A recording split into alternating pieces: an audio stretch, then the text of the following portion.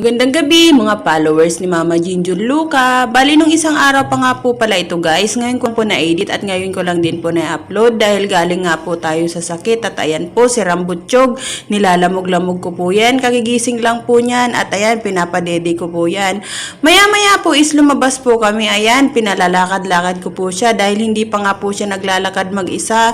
Naggagabay-gabay lang po. Diyos ko parang ayaw ko tong ilabas dahil napakakulit. Kung makikita nyo hindi magtigil yung paa niya, may sinisipa-sipa siya. Si kuya niya naman is kagigising lang din tapos nilabas yung bungbong niya at magbubungbong daw siya. Bali hinahayaan ko lang po si Rambutyog dahil maaga pa naman po ito para po ma-exercise siya. So ayan may tinuturo-turo pa siya. Sabi ko sige lakad-lakad ka lang para ka ako mag-solo ka na at matuto ka na maglakad mag-isa. Sabi ko sa kanya sige lang punta ka sa dulo. Maya-maya po noon is umalis po kami. So ayan po ipapadala po namin yung cellphone ng mama ko sa Bicol. Bali naghati po kami ng kapatid ko sa pagbili nito. O ayan mga marites, labas kayo at nakita nyo na.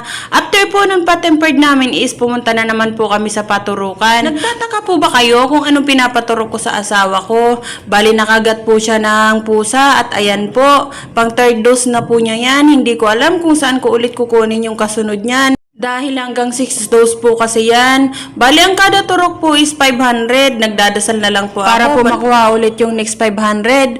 After po nun is pumunta po kami sa palengke at ayan po, bibilan po natin ng case yung cellphone ng mama namin bago po namin padala sa LBC. Bali, papadala po namin ito sa LBC dahil gift po ito namin dahil magbe-birthday na po ang mama namin. Bali, hindi niya po alam na padadalhan po namin siya ng cellphone. Mura lang po ito guys at naghati po kami ng kapatid ko.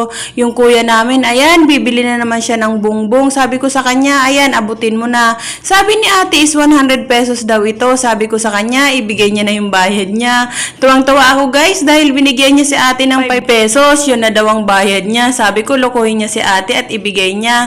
Tuwang-tuwa naman din si ate at sabi ni ate, baka yung binigay niya is bayad lang dun sa paglalagyan ng bungbong niya. Ayan, tuwang-tuwa na naman person.